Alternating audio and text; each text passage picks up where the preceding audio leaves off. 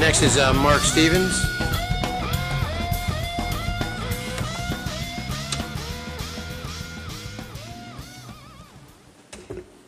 Excuse my camera, my main one is broken.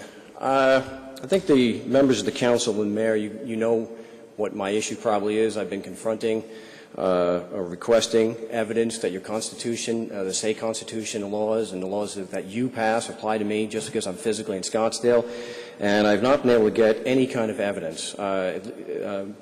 Your city attorney, his office or his secretary said he was not going to speak to me, but I do want to give a shout out to to Mr. Fritz Bering, who had the decency and the professionalism to speak with me and actually be honest enough that if he couldn't produce the evidence, he said, I don't know.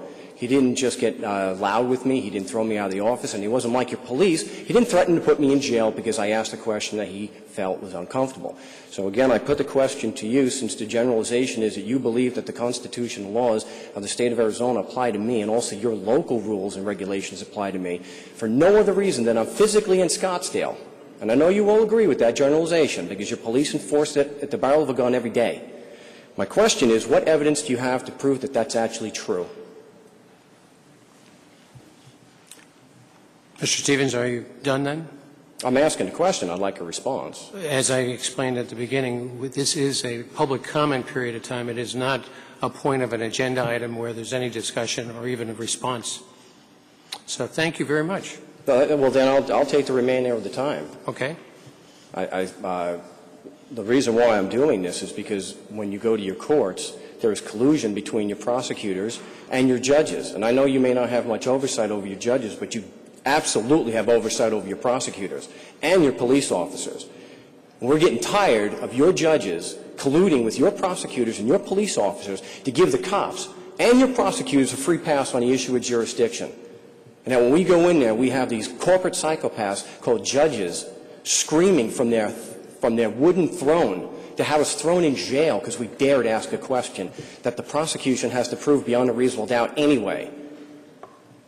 And so what I'm going to be putting forth is, and at least Fritz was open to this, to some kind of public investigation, some kind of public hearing, where we can pull your judges and prosecutors out of their hallowed halls, where they don't have the opportunity to start yelling and screaming and threatening me with contempt, just because I'm asking a question for evidence the prosecution is supposed to have anyway.